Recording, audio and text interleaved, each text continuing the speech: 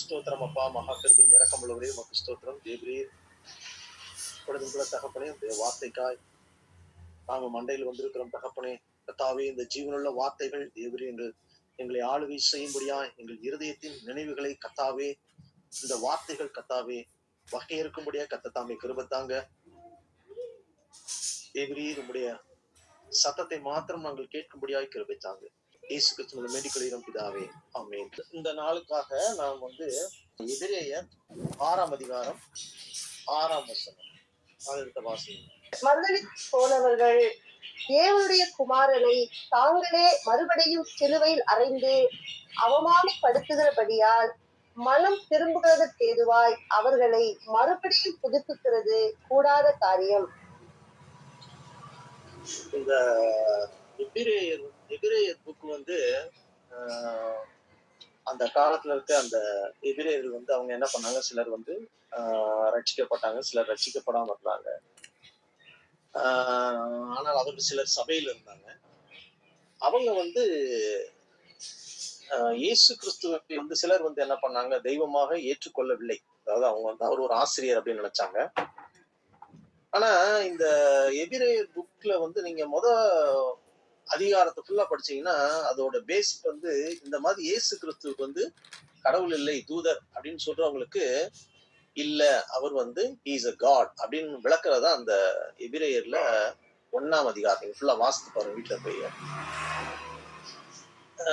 அப்ப அப்படிப்பட்ட அந்த ஜனங்களுக்கு கொடுக்கப்பட்டது அந்த புத்தகம். இந்த புத்தகம் யார் எழுதுனதுன்னே இது வரைக்கும் தெரியாது. நிறைய பேர் ஒருத்தர் ஒண்ணு சொல்லுவாங்க, இந்த ஸ்டைல் அப்போஸ்தலர் இவர் மாதிரி இருக்குது, பால் மாதிரி இருக்குது அப்படின்னு சொல்லுவாங்க. ஒரு சிலர் பிலிப்புங்கிறாங்க. சோ சிலர் இயேசு கிறிஸ்துவ எழுதினாங்கன்னு சொல்றாங்க. ஸோ எப்படியோ பட் ஆனா அது ஒரு அருமையான புத்தகம். அதாவது இயேசு கிறிஸ்துவை பற்றி அவர் யார் அப்படின்னு ஆளை அறிந்து கொள்வதற்கான புத்தகம். இதுல இந்த 6வது வசனம் பாத்தீங்கன்னா, இது ஆக்சுவலா இந்த வசனத்தை வாசித்தா நம்மளுக்குள்ளே ஒரு ஒரு பயம் வரணும். ஏன்னா அந்த வசனம் அப்படி இருக்குது. சிஸ்டர் அது மறுபடியும் வாசிங்களேன். மறுதலித்து போனவர்கள் தேவனுடைய குமாரனை தாங்களே மறுபடியும் சிலுவையில் அறைந்து அவமானப்படுத்துகிறபடியால் மனம் திரும்புவதற்கு ஏதுவாய் அவர்களை மறுபடியும் புதுப்பிக்கிறது கூடாத காரியம். இயேசு கிறிஸ்துவின் ரத்தம் சகல பாவங்களை நீக்கி நம்மை சுத்திகரிக்கும். இயேசு கிறிஸ்துவின் ரத்தத்தினால் கழுவப்பட முடியாத பாவங்களே இல்லை அப்படின்னு வேதவசனம் சொல்லுது. கரெக்டுங்களா? ஆனா இங்க என்ன பாக்குறோம்னா,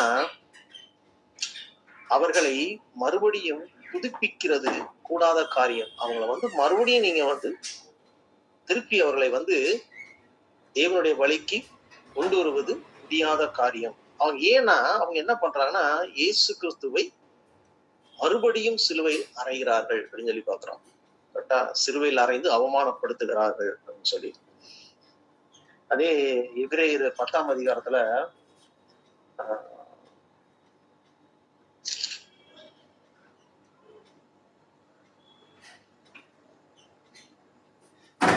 29ஆம் வசனம் வாசிங்க.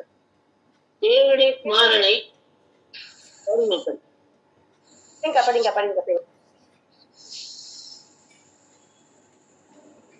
தேவனுடைய குமாரனை காலின் கீழ் மிதித்து தன்னை பரிசுத்தம் செய்த உடன்படிக்கையின் இரத்தத்தை அசுத்தம் என்று எண்ணி கிருபையின் ஆவியை நிந்திக்கிறவன் எவ்வளவு கொடிதான ஆக்கினைக்கு பாத்திரவானாய் இருப்பான் என்பதை யோசித்து பாருங்கள். இந்த வசனமும் கிறிஸ்தவர்களா இது சாதாரண அதாவது தேவனை அறியாதவர்களுக்கு சொல்லப்படல. இது சபைகளுக்கு தான் சொல்லப்படுது. இந்த வசனம் என்ன சொல்லுதுன்னா, தேவனுடைய குமாரனை காலின் கீழ் மிதித்து தன்னை பரிசுத்தம் செய்த உடன்படிக்கையின் இரத்தத்தை அசுத்தம் என்று எண்ணி கிருபையின் ஆவியை நிந்திக்கிறவன் எவ்வளவு கொடிதான ஆக்கினைக்கு பாத்திரனா இருப்பான். 2 வசனங்களுமே நம்மை அசைக்கிற வசனங்கள். கரெக்டா? இயேசு கிறிஸ்துவை சிலுவையில் மறுபடியும் கொண்டு அறைவது. அப்ப இதை யார் செய்வா அப்படின்னு போட்டா, அதுல அந்த 6வது துவக்கத்துல பாத்தீங்கன்னா மறுதலித்து போனவர்கள். மறுதலித்து போனவர்கள் தான் இந்த இயேசு கிறிஸ்துவை மறுபடியும் சிலுவையில் அறைகிறவர்கள். கரெக்டா? நம்ம பேதுரு பாக்குறோம், அவர் இயேசு கிறிஸ்துவை ஒரு தரம் மறுதலிக்கல, 3 தரம் மறுதலித்தார். ஆனால் அவர் என்ன பண்ணாரு, அந்த இயேசு கிறிஸ்து அவர் தான் இயேசு கிறிஸ்து அவரைத்தான் வந்து சபையை உருவாக்குவதற்கு அவர் தான் வந்து பிரதான அப்போஸ்தலனா இயேசு கிறிஸ்து தான் அவரை வந்து நியமித்தார் அப்படின்னு சொல்லி பார்க்கலாம். அங்க மறுதலித்து போனவர்களுக்கும் இந்த மறுதலித்து போனவர்களுக்கும் ஏதோ ஒரு டிஃபரன்ஸ் இருக்கு. கரெக்டுங்களா? அது வந்து நீங்க மேல பாக்குற இந்த மறுதலித்து போனவர்கள் யார், அவர்கள் வந்து கிறிஸ்தவர்களா அல்லது விசுவாசிகளா அப்படின்னு சொல்லி பாத்தீங்கன்னா அது மேல போட்டிருக்கு.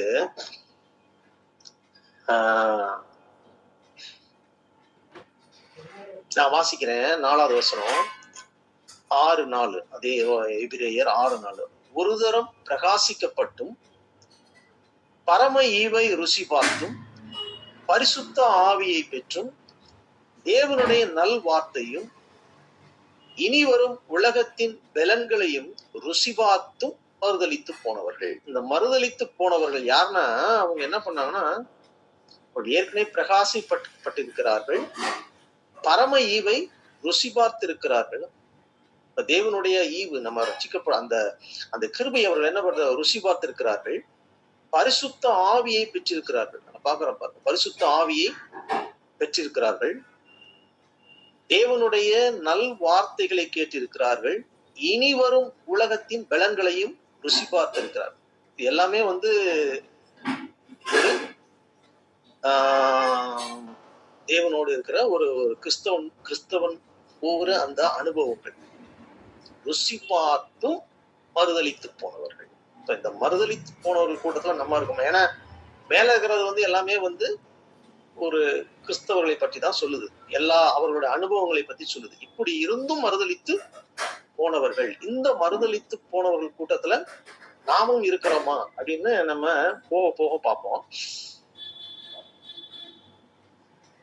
இப்ப இவர்கள் வந்து இவ்வளவு அனுபவம், இப்ப பாத்தீங்கன்னா என்ன போடணும், பரம ஈவை ருசி பார்த்திருக்கிறார்கள், அதாவது தேவனுடைய கிருபையை பார்த்திருக்கிறார்கள், பரிசுத்த ஆவியை பெற்றிருக்கிறார்கள், இனி வரும் உலகத்தின் பலன்களையும் 1000 வருட அரசாட்சியான்னு தெரியல, தேவனுடைய நல் வார்த்தைகளை கேட்டு இருக்கிறார்கள். இப்படி இருந்தும் அவங்க மறுதலித்து போவதற்கான காரணம் என்ன அப்படின்னா அது அந்த 2வது வசனத்துல பாருங்களேன். யாராவது வாசிங்க பார்ப்போம். 1, 2 வாசிங்களேன். 6ஆம் அதிகாரம் 1, 2. பற்றி சொல்லிய மூல உபதேச வசனங்களை நாம் விட்டு கெட்ட கிரியைகளுக்கு நீங்களாக்கும் மனம் திரும்புதல், தேவன் பேரில் வைக்கும் விசுவாசம், ஞானங்களுக்கு அடுத்த உபதேசங்களை வைக்குதல், மருத்துவரின் உயிர்த்தெழுதல், நித்திய நியாயத்திற்கு என்பவைகளாகிய அஸ்திவாரத்தை மறுபடியும் போடாமல் பூரணராகும்படி கடந்து போவோமாக. பூரணராகும்படி கடந்து போவோமாக. அதாவது இங்க என்ன சொல்றாங்கன்னா, நம்மளுக்கு இதெல்லாம் தெரியும். அதாவது மனம் திரும்புதல் என்னன்னு தெரியும், தேவன் பேரில் வைக்கிற விசுவாசம் என்னன்னு தெரியும். அது 1வது வசனத்துல போட்டிருக்கு. 2வது வசனம் என்ன சொல்ல, ஸ்நானங்களுக்கு அடுத்த உபதேசம், ஞானஸ்நானத்தை படுத்தியான உபதேசம் தெரியும், கைகளை வச்சா பரிசுத்தாவியம் தெரியும், மரித்தோரின் உயிர்த்தெழுதலை குறித்து நம்மளுக்கு தெரியும், நித்திய நியாய தீர்ப்பை குறித்து தெரியும். இப்ப இவைகள் எல்லாம் வந்து அஸ்திபாரங்கள். இந்த அஸ்திபாரங்கள் தெரிந்தவர்கள் தான் அந்த கீழே வந்து அந்த பிரகாசிக்கப்பட்டவர்கள், பரிசுத்த ஆவியை பெற்றவர்கள். அவர்கள் தான் என்ன பண்றாங்க, மறுதலித்து போய் தேவனுடைய குமாரனை மறுபடியும் என்ன பண்றார்கள், சிலுவையில் அறைகிறார்கள் பாக்குறோம். அப்ப நம்ம இங்க என்ன பாக்குறோம்னா, இவ்வளவு காரியங்கள் அவர்கள் வந்து தெரியுது. அதாவது அதுக்கு என்ன மூல உபதேச வசனங்களை நாம் விட்டு அதாவது என்ன போடுறதுன்னா, இவைகள் எல்லாம் மூல உபதேசம், இதெல்லாம் பேசிக் அப்படின்னு சொல்லி பாக்குறோம். இவைகளை விட்டு நாம் பூரணராகும்படி கடந்து போவோமாக. இப்ப நம்ம என்ன பண்றோம்னா, இந்த மறுதலித்து போனவர்கள் யார் அப்படின்னா, இவர்கள் வந்து இந்த பூரணராகும்படி கடந்து போகாமல் தேவனுடைய மூல உபதேசங்களை கேட்டு அவைகளிலே இருந்து, கரெக்டா, அவைகளிலே இருக்கிறார்கள். அவர்கள் பூரணமாகும்படி கடந்து போகாத காரணத்தினால்தான் அவர்கள் வந்து பரம ஈவை ருசி பார்த்தும் தேவனுடைய பரிசுத்த ஆவியை பெற்றும் மறுதலித்து போய் தேவனை, இயேசு கிறிஸ்துவை என்ன பண்றாரு, தேவனுடைய குமாரனை சிலுவையில் அறைந்து அவமானப்படுத்துகிறான்னு ஒரு இடத்துல போட்டு, இன்னொரு இடத்துல வந்து காலின் கீழ் மிதித்து அப்படின்னு சொல்லி போட்டு. அப்ப இங்க பிரச்சனை என்னன்னா, நாம் பூரணராகவில்லை. அதான் மீனிங். பூரணராகும்படி கடந்து போவோம் ஆக. ஏன்னா இந்த அஸ்திபாரத்திலேயே நம்ம இருக்கிறோம். இப்ப எப்படின்னா, ஒரு ஒரு காலேஜ் படிக்கிற ஒரு பையன் வந்து ஃபர்ஸ்ட் ஸ்டாண்டர்ட்ல உட்காந்து ஆனா அவனை படிச்சுட்டு இருந்தான்னு வச்சுக்கோங்க. A B C D, A for apple, B for பாய்ன்னு படிச்சுட்டு இருந்தானா எவ்வளவு கேவலமா இருக்குமோ, அதை போல கிறிஸ்தவர்களாகிய நாம் இந்த பேசிக்கான அந்த உபதேசங்களில் தான் இருக்கிறமே ஒழிஞ்சு, அதை விட்டு நாம் பூரணராகும்படி நாம் கடந்து போகவில்லை. அப்படி கடந்து போகாதவர்கள் தான் என்ன பண்றாங்கன்னா, இங்க வந்து மறுதலித்து போனவர்களாய் தேவனை சிலுவையில் மறுபடியும் அறைகிறார்கள். அப்ப யார் இந்த எப்படி பூரணராய் கடந்து போகணும்? அது அடுத்த கொஸ்டின் அதானே. வந்து பாக்குறோம், மறுதலித்து போனவர்கள் யாரு? இவ்வளவு வந்து அவங்க உலகத்தெல்லாம் பரிசுத்தாவியை பெற்றுக்கிறாங்க, எல்லாம் அனுபவிச்சிருக்கிறாங்க. ஓகே, இப்படி அனுபவிச்சவங்க வந்து இது வந்து எப்படி பெற்றுக்கொண்டாங்க? எல்லா பேசிக்கான எல்லா விதமான மூல உபதேச வசனங்கள் தெரியுது, ஸ்நானங்களுக்கு அடுத்த உபதேசம் தெரியுது, நித்திய நியாயத்திற்கு குறித்து எல்லாம் தெரியுது. ஆனா அவங்க என்ன பண்றாங்க? பூரணராகும்படி கடந்து போகாத காரணால தான் அவங்க வராங்க. அப்ப பூரணராகும்படி கடந்து போவது எப்படி அப்படின்னு சொல்லி பாக்குறோமா? அப்ப இங்க நீங்க அதே எபிரேயர் 5ஆம் அதிகாரத்துல 8ஆம் வசனம் 9ஆம் வசனம் யாரா வாசிங்க. அவர் குமாரனாய் இருந்தும் பாடுகளினாலே கீழ்ப்படுதலை கற்றுக்கொண்டு தாம் பூரணர் ஆன பின்பு தமக்கு கீழ்ப்படிகளை யாவரும் நித்திய ரட்சிப்பை அடைவதற்கு காரணராகி அவர் குமாரனாய் இருந்தும் பட்ட பாடுகளினாலே கீழ்ப்படிதலை கற்றுக்கொண்டு தாம் பூரணரான பின்பு. இங்க யாரை பத்தி சொல்லுதுன்னா இயேசு கிறிஸ்துவ பத்தி சொல்லுவீங்க. அவர் இயேசு கிறிஸ்து என்ன பண்றாரு? கீழ்ப்படிதலை கற்றுக்கொண்டார். அப்படிதான் போட்டு கேட்டா சொல்றாரு. இயேசு கிறிஸ்து எது கீழ்ப்படிதலை கற்றுக்கொள்கிறார்?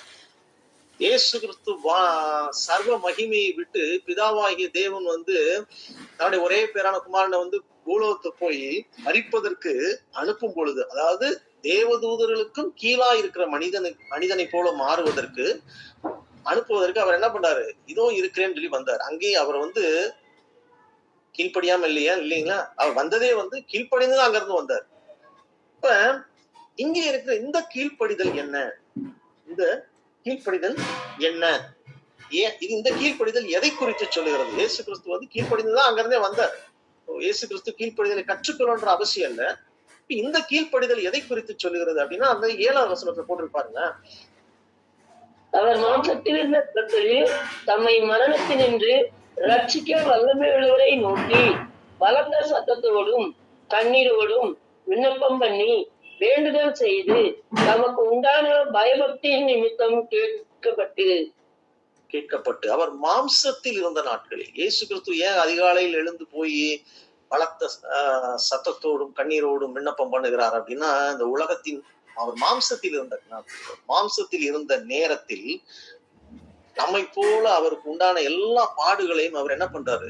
தேவனுடைய வல்லமையின் மூலம் என்ன பண்றாரு? சகித்தார், ஜெயித்தார்னு பாக்குறோம் இல்லைங்களா? அப்ப அந்த ஒரு அதான் 100% மனிதர் 100% கடவுள் அப்படின்னு சொல்லி இயேசு கிறிஸ்து சொல்றோம் இல்லைங்களா? அந்த பாடுகளின் வழியா அவர் என்ன பண்றாரு? எல்லா விதமான பாடுகள் இருப்பார். அவருக்கு இருந்த நம்மளுக்கு இருந்த எல்லா உணர்ச்சிகளும் அவருக்கு இருந்திருக்கும்.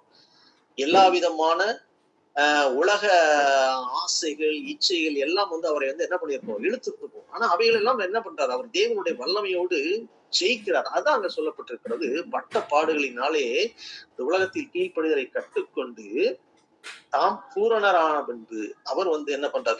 ஃபுல்னஸ் ஆன பின்பு அந்த பூரணத்தை தான் இங்க எதிர்பார்க்கிறோம். நம்ம இங்கே பூரணராகும்படி கடந்து போவோமாக. அப்ப அந்த இயேசு கிறிஸ்துவின் அந்த பூரணத்தை நோக்கி அவர் எப்படி பூரணரானார் அப்படின்னா, இந்த உலகத்தின் பாடுகளை ஜெயிப்பதற்கு தேவனோடு உறவு கொண்டு அவர் வந்து என்ன பண்றாருன்னா, அவருடைய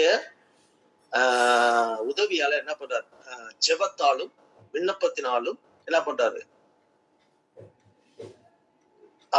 அவர் வந்து என்ன பண்ண, அந்த உலகத்தின் பாடுகளை ஜெயித்து அவர் வந்து பூரணராகி கடந்து போகிறார் அப்படின்னு சொல்லி பாக்குறோம். இது வந்து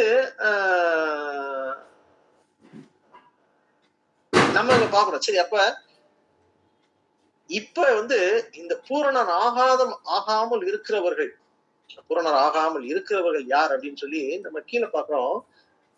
அவர்கள் எப்படி இருப்பார்கள்? பூரணராகணும்னா என்ன பண்ணணும்? இயேசு கிறிஸ்துவை போல நாம் மாற வேண்டும். அவர் போகிற வழியில் போக வேண்டும். அவரை போல மாற வேண்டும். ஏன்னா அவருடைய சாயலாகத்தான் நம்மை வந்து தேவன் வந்து மாற்றுகிறார். அவருக்குள்ளாதான் நம்ம என்ன இருக்கிறோம்? இயேசு கிறிஸ்துவுக்குள்ளாதான் நம்ம இருக்கிறோம். அவருக்குள்ளாய் அசைகிறோம்னு சொல்லி பாக்குறோம் இல்லைங்களா? அப்ப அவருக்குள்ளா இருக்கும் பொழுது, அவருக்குள்ளாய் அசையும் பொழுது கிறிஸ்துவின் சிந்தையை நமக்கும் இருக்கும் அப்படின்னு சொல்லி வேதவசனம் சொல்லுது இல்லையா? அப்ப எல்லாமே அவர் போல இருக்கும் பொழுது நாமும் அவரை போல, இயேசு கிறிஸ்து வந்து பெர்ஃபெக்ட். அது நம்ம பெர்ஃபெக்ட்லாம் ஆக முடியாது யாரும். ஆனால் அதற்கான அந்த வழியில் நாம் வந்து போகணும். இயேசு கிறிஸ்து வந்து பெர்ஃபெக்ட். அவர் வந்து அவருக்கு வந்து அவர் மேல வந்து எந்த அளவுமான பாவத்தை அறியாதவர், பாவத்தை செய்யாதவர். கரெக்டா? அந்த அளவுக்கு பெர்ஃபெக்டா நம்ம இருக்க முடியாது. ஆனா அந்த பூரணமான அந்த வழியில் நாம் கடந்து போக வேண்டும் அப்படின்னு சொல்லி பாக்குறோம். அப்படி பூரணம் ஆகாமல் நம்மை ஏன் அப்படி இருக்கிறோம் அப்படின்னு சொல்லி பார்த்தோம்னா, நான் அதான் சொன்னேன் பாருங்க. இப்ப வந்து ஒரு காலேஜ் படிக்கிற பையன் வந்து ஃபர்ஸ்ட் ஸ்டாண்டர்ட்ல ஏபிசிடி படிக்கிற மாதிரி நம்ம என்ன பண்றோம்னா, அந்த பேசிக்லயே இருக்கிறோம். அதுதான் இந்த 13வது வசனம் வாசிங்க யாராவது. 12, 13 குழந்தை காலத்தை பார்த்தால் போதகராய் இருக்க வேண்டிய உங்களுக்கு தேவனுடைய வாக்கியங்களின் மூல உபதேசங்களை மறுபடியும் உபதேசிக்க வேண்டியதாய் இருக்கிறது. நீங்கள் பலமான ஆகாரத்தை அல்ல, பாலை உண்ணத்தக்கவர்கள் ஆனீர்கள். பால் உண்கிறவன் குழந்தையா இருக்கிறபடினாலே நீதியின் வசனத்தில் பழக்கம் இல்லாதவனாய் இருக்கிறான். அப்ப யாரு நம்ம வந்து குழந்தைகளா இருக்கிறோம்? குழந்தைகளா இருக்கிறவன் தான் அந்த அந்த மூல உபதேச வசனங்கள்லயே உட்கார்ந்துகிட்டு என்ன தேவனுடைய பரம ஈவையும் ருசி பார்த்து பரிசுத்த ஆவியை பெற்று மறுதளித்து போறான். இங்க என்ன பண்றோம்? பாலுங்கிறது குழந்தையா இருக்கிறபடினால் நீதியின் வசனத்தில் பழக்கம் இல்லாதவனா இருக்கிறான். அந்த வசனத்தை கேட்கிறான், ஆனால் வசனத்தில் பழக்கம் இல்லாதவனா இருக்கிறான்னா வசனத்தின்படி நடக்கிறவனா இல்லை அப்படின்ற அர்த்தம். குழந்தையா இருக்கிறவன் வசனத்தை கேட்கிறான், ஆனா அந்த வசனத்தில் பழக்கம் இல்லாதவனா இருக்கிறான். அதன்படி அவன் என்ன பண்றது? அதை வந்து அதன்படி நடப்பது இல்லை. அது இந்த 14வது வசனம் பாருங்களேன். பலமான ஆகாரமானது. அதாவது குழந்தையா வந்து எப்படி பால் குடிச்சுக்கிட்டு இருக்கான்னு சொல்லுவாங்க இல்லைங்களா? அந்த மாதிரி நம்ம வந்து அந்த குழந்தை மாதிரி நம்ம என்ன பண்றோம்? வசனத்தை படிக்கிறோம், அவ்வளவுதான். ஆனால் அதன்படி வசனத்தை படிக்கிறோம், அதன்படி ஆனால் நடப்பது இல்லை. அதுதான் அங்க வாசிக்கிறோம். நீதியின் வசனத்தில் பழக்கம் இல்லாதவனா இருக்கிறான். அது வந்து பாலுன்ற குழந்தைக்கு சமம். ஆனா பூரணத்தை நோக்கி நடந்து போகிறவன் எப்படி இருப்பான்? அதுதான் அந்த 14வது வசனத்துல பாக்குறோம். பலமான ஆகாரம், அவன் பலமான ஆகாரம் சாப்பிடுவான். அவன் வந்து நன்மை தீமை இன்னதென்று பயிற்சியினால் பகுத்தறியத்தக்கதாக முயற்சி செய்யும் ஞானோந்தீரியங்களை உடையவர்களாகிய பூரண வயதுள்ளவர்களுக்கே தகும். இங்க வந்து அவன் வந்து என்ன பண்றான்? அவன் படிப்பதை தான் படித்த அந்த வேத வசனத்தை என்ன பண்றான்? பயிற்சி செய்து அதன்படி நடக்கிறான். வேதத்தை அதாவது வசனத்தை கேட்கிறவளாய் மாத்திரம்ல அதன்படி செய்கிறவளாய் இருங்கள் அப்படின்னு சொல்லி வேத வசனம் சொல்லுது. அல்லது கிரியை இல்லாத விசுவாசம் செத்தது அப்படின்னா என்ன மீனிங்னா, விசுவாசித்து அதன்படி அதன் மூலம் நாம் கிரியை செய்ய வேண்டும். கரெக்டா? இப்ப இந்த குழந்தையா இருக்கிறவன் இது மட்டும் இல்ல, டைம் இருக்குன்னு நினைக்கிறேன். சோ அந்த குழந்தையா இருக்கிறவன் வசனத்தின்படி நடக்காமல், வசனத்தை கேட்டு நடக்காம இருக்கவன் மட்டும் இல்ல, அவன் என்ன பண்றான்னா பலவிதமான காட்டினாலே அலைபட்டு என்ன பண்றான்? அவனுடைய ஒரு நிலையில்லாத தன்மைக்கு போறான். இங்க பாருங்க, எபேசியர் 4ஆம் அதிகாரம் 14-15 வாசிங்க. எபேசியர் 4:14-15. நாம் இனி குழந்தைகளா இராமல் மனுஷனுடைய சூதும் வருடத்துக்கு ஏதுவான தந்திரமுள்ள போதகமாகிய பலவித காற்றினாலே அலைகளைப் போல அடிபட்டு அலைகிறவர்களா இராமல் அன்புடன் சத்தியத்தை கை கொண்டு தலையாகிய கிறிஸ்துவுக்குள் எல்லாவற்றிலேயும் நாம் வளர்ந்தவர்களா இருக்கும்படியாக அப்படி செய்தார். பாத்தீங்களா? அப்ப குழந்தைகளா இராமல் மனுஷருடைய சூதும் வஞ்சிக்கிறதுக்கு ஏதுவான தந்திரமுள்ள போதகமாகிய பலவித காற்றினாலே அலைகளைப் போல அடிபட்டு அலைகிறவர்களா இராமல். அதாவது அதை நிறுத்தி நிதானமா வாசித்து பாத்தீங்கன்னா, அந்த போதகம் எப்படி இருக்குன்னா, அந்த போதகத்துக்குள்ள மனுஷனுடைய சூது இருக்குமா. அப்புறம் என்ன பண்ணும், வஞ்சிக்கிறதுக்கு ஏதுவான தந்திரம் இருக்கும், வஞ்சனை இருக்கும். இப்படிப்பட்ட போதகங்களை கேட்டு நம்ம என்ன பண்றோம்னா, அலை எப்படி காத்து இந்த பக்கம் அடிக்குதோ அந்த மாதிரி நம்ம என்ன பண்றோம், போயிட்டே வரோம். அதான் குழந்தைகளுக்கான அந்த ஒரு குழந்தையா இருக்கிற வேத வசனத்தின் குழந்தையா இருக்கிறவன் நிலைமை இதுதான். மனுஷருடைய சூதும் வஞ்சிக்கிறது தந்திரம் இல்லாம அந்த போதகத்தை கண்டுபிடிக்க முடியாம அதன் பின்னாலேயே அலைகிறது. கரெக்டா? அதான் அங்க போட்டிருக்க, அன்புடன் சத்தியத்தை கை கொண்டு அலைகிறவர்களா இராமல். அப்படி குழந்தை இல்லாம அந்த 15 வருஷத்துல அன்புடன் சத்தியத்தை, சத்தியம்னா வேத வசனம், இயேசு கிறிஸ்துவே அவரே சத்தியமா இருக்கிறார் இல்லையா, சத்தியத்தை கை கொண்டு அதன்படி நடந்து தலையாகிய கிறிஸ்துவுக்கு எல்லாவற்றிலும் நாம் வளருவர்களாய் இருக்கிறது. குழந்தையிலிருந்து நாம் தலையாகிய கிறிஸ்துவுக்குள் வளருவர்களாய் இருக்கும்படியா. அப்ப இயேசு கிறிஸ்து பூரணராய் இருக்கிறது போல அந்த கிறிஸ்துவுக்குள் நாம் இனி குழந்தைகளாய் இராமல் நாம் வளரும் பொழுது என்னன்னா, அந்த வளர்ச்சி எப்படி இருக்கும்னா, அதான் சொல்றேன், நம்ம நம்மளுடைய செய்கையில மாற்றங்கள் இருக்கும். நம்ம உண்மையாய் ரட்சிக்கப்பட்டா நம்மளுடைய செய்கையில என்ன பண்ணிருக்கோம், மாற்றங்கள் இருக்கும். இயேசு கிறிஸ்துவின் அவருடைய அந்த வழியில் நடக்கிற அந்த மாற்றங்கள் நம்மளுடைய செய்கையில தெரியும். இப்ப ஆனா இங்க இன்னொரு இது போட்டிருக்கு, பரிசுத்த ஆவியை பெற்றும் அப்படின்னு போட்டிருக்கு. பரிசுத்த ஆவியை எபிரேயர் அதே 6ஆம் அதிகாரத்துல பாத்தீங்கன்னா, அவங்க பரிசுத்த ஆவியை பெற்றும் மறுதலித்து போனவர்கள் அப்படின்னு சொல்லி பார்ப்போம். பரிசுத்த ஆவியை ரட்சிக்கப்பட்டவர்கள் தான் பரிசுத்த ஆவியை பெறுவார்களா? ரட்சிக்கப்படாதவர்கள் பரிசுத்த ஆவியை பெற முடியுமா? பதில் சொல்லுங்க பார்ப்போம். ரட்சிக்கப்படாதான்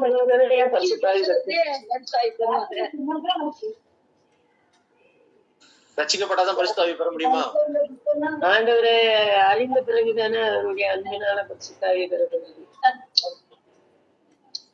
அப்ப பரிசுத்த ஆவியை பெற்றவர்கள் எல்லாம் பரலோகம் போயிருவாங்களா?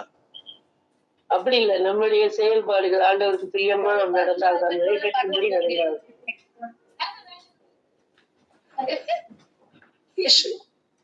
அப்ப ரட்சிக்கப்பட்டாதான் பரிசுத்த ஆவியை பெற முடியும். பரிசுத்த ஆவியை பெற்றதுக்கு அப்புறம் ரட்சிக்கப்பட்டாலும் நாம செயல்பாடுகள் சரியில்லைன்னா நம்ம பரலோகம் போக முடியாது, நரகம் தான் போக முடியும் அப்படின்றீங்க. ஆண்டவருடைய வார்த்தைக்கு அதன்படி நடக்கணும். ரைட்டு. ஓகே, இப்ப நம்ம பாக்குறோம், நான் வேதத்துல இருந்தே காட்டுறேன்.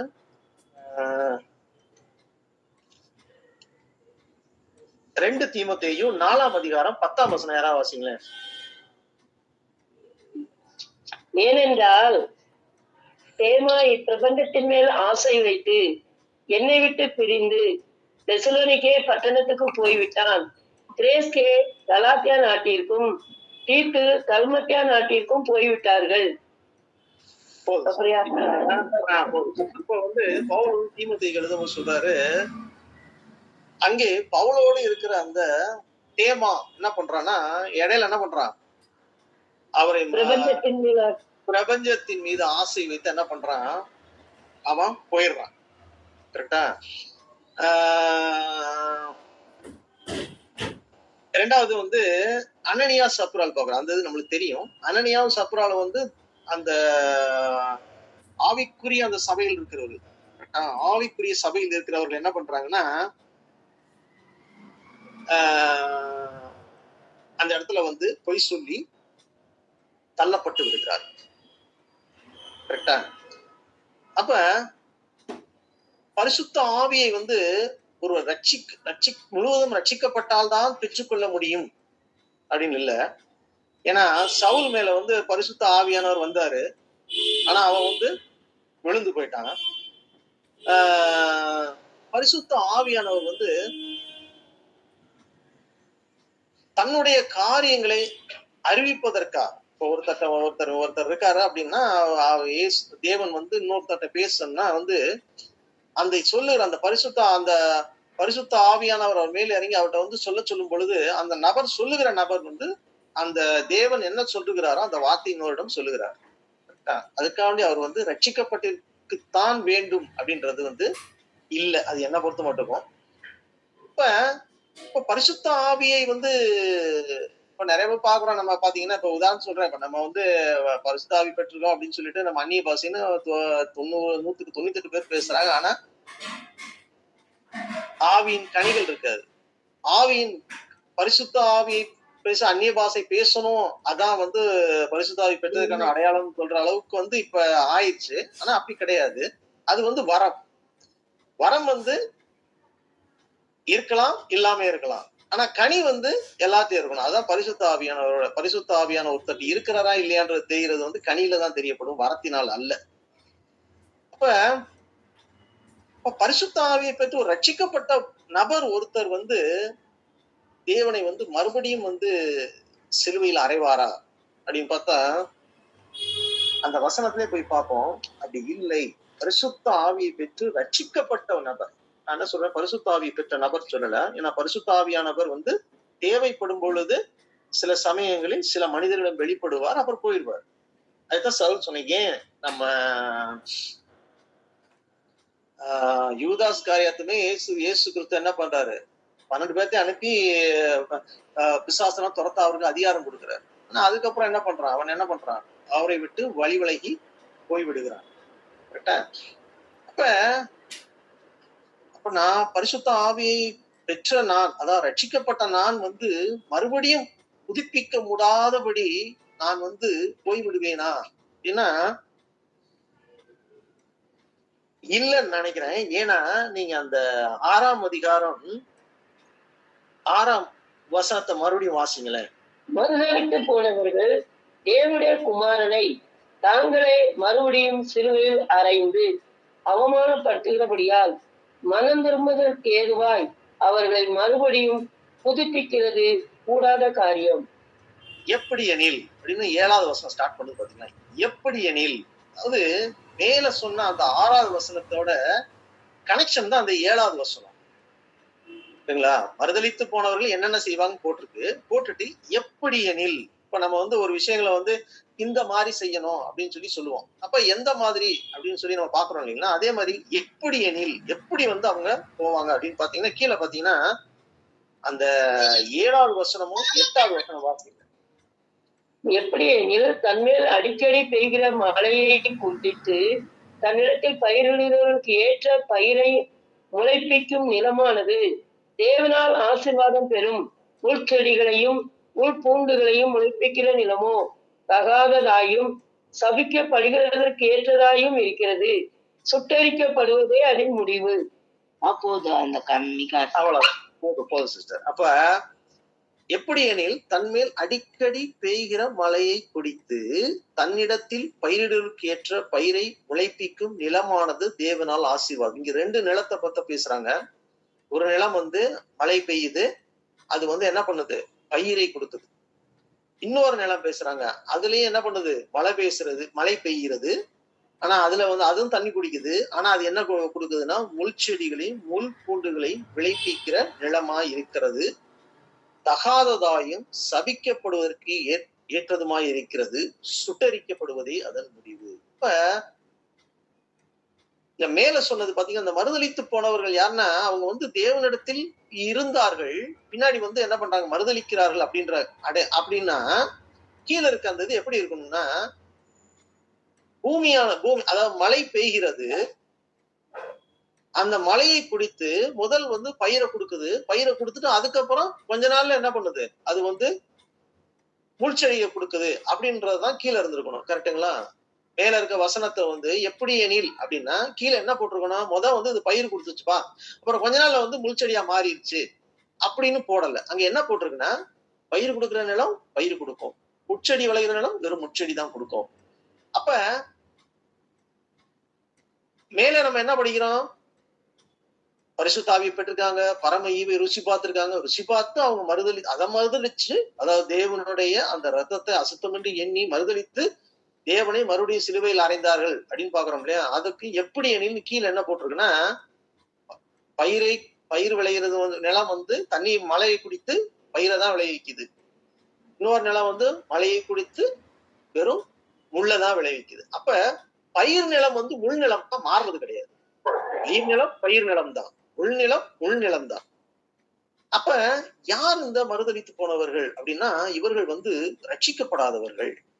இவர்கள் சபைகளில் இருப்பார்கள், ஆனால் இவர்கள் முழுமையாக இவர்கள் ரட்சிக்கப்பட்டவர்கள் அல்ல. இவர்கள் தேவனுடைய சபைக்கு போவார்கள், தேவனை பற்றி கேள்விப்படுவார்கள், பரிசுத்த ஆவியின் உணர்வார்கள், ஏன்னா அங்க சபைக்குள்ள இருக்கிற அந்த உணர்வார்கள், எல்லாம் பண்ணுவாங்க, எல்லாம் they will get everything. But ஆனா அவங்க ரட்சிக்கப்பட்டவர்கள் அல்ல, இயேசு கிறிஸ்துவின் இரத்தத்தால் கழுவப்பட்டவர்கள் அல்ல, அவர்களை போல இருக்கிறவர்கள். அதனாலதான் அங்க பாக்குறோம். ஏன்னா எப்படி என்கின்ற அந்த இடத்துல பயிரை கொடுத்துட்டு அது என்ன ஆகாது, முள் செடி அப்படின்னு போலல. பயிர் கொடுக்கறது பயிர் கொடுக்கும், ரட்சிக்கப்பட்டவன் பலன் கொடுப்பான், ரட்சிக்கப்படாதவன் முட்செடிதான் கொடுப்பான். ஏன்னா அப்ப யாரும் இயேசு மறுதளித்து யாரும் போவார்கள் அப்படின்னா, ரட்சிக்கப்படாதவர்கள் தான் மறுதளித்து போவார்கள். ஏன்னா ரட்சிக்கப்பட்டவர்கள் இயேசு கிறிஸ்துவோடு தங்களை சிலுவையில் அறைந்து கொண்டவர்கள். நான் பாக்கலாம், இயேசு கிறிஸ்துவோடு சிலுவையில் தங்களை அறைந்து கொண்டவர்கள் தான் ரட்சிக்கப்பட்டவர்கள். அவரோடு மரிக்கிறவர்கள் தான் ரட்சிக்கப்பட்டவர்கள். நீங்க ரோமர் 6ஆம் அதிகாரம் 9ஆம் வசனம் யாராவது வாசிங்களேன். மரித்தவர்கள் இருந்த கிறிஸ்து இனி மரிப்பதில்லை என்று அறிந்திருக்கிறோம், மரணம் இனி அவரை ஆண்டு கொள்வதில்லை. இதை இப்படி வாசிக்கிறான், மரித்த கிறிஸ்துவோடு நானும் மரித்திருக்கிறேன், இனி நானும் மரிப்பதில்லை, மரணம் என்னை இனி ஆண்டு கொள்வதில்லை அப்படின்னு சொல்லி வாசிக்கலாம். இயேசு கிறிஸ்துவோடு சிலுவையில் அறையப்பட்டால் நமக்கு மறுபடியும் என்னது, நாம் மரிக்க மாட்டோம், பாவத்தில் மரித்து போய்விட மாட்டோம். அப்ப இங்க உள்ள மகிழ்ச்சியான செய்தி என்ன, உண்மையாக கிறிஸ்துவோடு ரட்சிக்கப்பட்டு எழுந்தா நாம் இந்த மறுதளித்து போனவர்கள் இருக்க மாட்டோம். ஆனா மறுதளித்து போனவர்கள் நம்ம இருக்க மாட்டோம். ஆனா ரட்சிக்கப்பட்ட நாம் கிறிஸ்துவின் சாயலை நோக்கி போவோம். உதாரணத்துக்கு நான் ஒரு சின்ன உதாரணம் சொல்றேன், இது கொஞ்சம் ஈஸியா புரியும்னு நினைக்கிறேன். ஒரு கிறிஸ்துவோடு மரித்தவன் ஒரு பாதையில் நடந்து போறான், முன்னாடி கிறிஸ்து போகிறார், நானே வழியும் சத்தியமும் ஜீவனுமா இருக்கேன்னு நடந்து போயிட்டு இருக்கிறாரு. அவருடைய அந்த அடிச்சுவடுகளில் நாம் நடந்து போறோம். பின்னாடி பரிசுத்த ஆவியானவர் வருகிறார். அவர் என்ன பண்றாரு, நம்ம அப்படியே அங்கிட்டு கண்ணு திரும்பும் போது, அவருடைய இயேசு கிறிஸ்துவின் பாதையை விட்டு கண்ணு திரும்பும் போது அவர் என்ன பண்றாரு, பாவத்தை குறித்தும் நீதியை குறித்தும் கண்டித்து உணர்த்தி என்ன பண்றாரு, நம்மள போக விடாம அப்படியே அந்த வழியில இயேசு கிறிஸ்துவின் பின்னாடியே நகட்டி போயிட்டே கூட வந்து கொண்டே இருக்கிறார். இதான் பரிசுத்த ஆவி நம்மளோடு இருக்கிறார். ஆனா ரட்சிக்கப்படாதவர்களும் இதே சூழ்நிலையில இருக்கிறாங்க. அவங்களும் இயேசு கிறிஸ்து நடக்கணும் அப்படின்னு சொல்லி வர்றாங்க. ஆனா ரட்சிக்கப்படாத அவர்கள் என்ன பண்றாங்க, அப்படி திரும்பி பாக்குறாங்க, அங்க அப்படியே ஒரு பெரிய சாலை இருக்குது, அகலமா இருக்குது, நல்லா லைட் எல்லாம் போட்டு அங்க டான்ஸ் ஆடிட்டு இருக்கிறாங்க. ஒரு பக்கம் டான்ஸ் ஆடிட்டு நாங்க ஆராதனை செய்வோம் அப்படின்னு சொல்லி ஒரு சிலர் டான்ஸ் ஆடிட்டு கிளப் மாதிரி எல்லாம் இருக்குது. அப்ப என்ன பண்றோம், அப்படியே போயிட்டே இருக்கோம். நான் ஆவியானவர் சொல்றாரு, நீ நேரா போ, இயேசு கிறிஸ்துவை பார்த்து போ அப்படின்னு சொல்லி நம்மள பின்னாடி அவரை நோக்கி தள்ளுறாரு. நாம் ரட்சிக்கப்படாதனால், இயேசு கிறிஸ்துவோடு நாம் மரிக்காதனால் நம்ம என்ன சொல்றோம், போதும் ஆவியானவரை நீங்க நிறுத்துங்க, என்ன எப்ப பார்த்தாலும் அவர் போற பாதையே சரியில்லை, வெறும் குறுகளும் விரும்பமா எவ்வளவு கஷ்டமா இருக்கு. இங்க பாருங்க, இவ்வளவு பெரிய ரோடு இருக்குது, அகலமா லைட் போட்டு டான்ஸ் எல்லாம் ஆடி இருக்கிறாங்க, வரல நான் இப்படி போறேன் அப்படின்னு போறவங்கதான் இந்த மறுதளித்து போனவர்கள். ஆனால் இயேசு கிறிஸ்துவோடு சிலுவையில் அறையப்பட்டு அவரோடு உயிர்த்தெழுந்தவர்கள் இனி மரிக்க மாட்டார்கள். அவர்கள் மரித்தவர்கள் அல்ல, அவர்கள் மறுதளித்து போனவர்கள் அல்ல. அவர் இயேசு கிறிஸ்துவை நோக்கி அவர் பின்னாடி ஆவியானவரை வழி நடத்தினால் நடக்கிறவர்கள். கர்த்தர் இந்த வசனங்களை ஆசீர்வதிப்பாராக. ஜெபம் பண்ணி முடிச்சறையும். மகா கிருபையும் இரக்கம் உள்ளவரையும் நமக்கு ஸ்தோத்திரம். கர்த்தாவே, உம்முடைய வார்த்தைகளுக்காக ஸ்தோத்திரம் அப்பா. தேவரே, நாங்கள் கர்த்தாவே உம்மோடு இருக்கிறோம் அப்பா. உம்மோடு மரித்து உம்மோடு உயிர் தெழுந்திருக்கிறோம். நாங்கள் நீர் மரிப்பதில்லை, நாங்களும் உம்மோடு மரித்த நாங்களும் இனி மரிப்பதில்லை. கர்த்தாவே, நாங்கள் மறுதலித்து போனவர்கள் அல்ல அப்பா. நாங்கள் ரட்சிக்கப்பட்டவர்கள், கிறிஸ்துவோடு எழுந்தவர்கள். நாங்கள் இனி மரிப்பதில்லை. நாங்கள் பயிரை விளைகிற நிலமா இருக்கிறோம் அப்பா, முச்செடிகளே அல்ல அப்பா. கர்த்தாவே, உடைய விளையேற பெற்ற கிருபைக்காய் ஸ்தோத்திரம், அந்த வார்த்தைகளுக்காய் ஸ்தோத்திரம். கேட்ட ஒவ்வொருடைய இருதயத்தின் கர்த்தாவே தேவரே, நீங்க இந்த வசனங்களை ஆளுகை செய்யும்படியாக கிருபத்தாங்க. ஒரு பெரிய நம்பிக்கை எங்களுக்கு இருக்கிறது. கிறிஸ்துவோடு நாங்கள் மரித்தோம், நாங்கள் உயிர் தெழுந்தோம், நாங்கள் ரட்சிக்கப்பட்டிருக்கிறோம். நாங்கள் இந்த இவர்களைப் போல கர்த்தாவே நாங்கள் விழுந்து போவதில்லை. தேவனை நோக்கி அவரோடு நடக்கிறோம் என்கிற அந்த உறுதியோடு கிறிஸ்துவை நோக்கி நடக்க கத்தத்தான் கிருபத்தாங்க. ஆவியானவரின் ஆளுகை எங்களுக்குள்ளாய் இருக்கும்படியாக கிருபத்தாங்க. தொடர்ந்து உடைய கிருபையால் நடத்துங்க, காத்துக்கொள்ளுங்க. இயேசு கிறிஸ்துவோட வேண்டிக் கொள்கிறோம் பிதாவே. ஆமென்.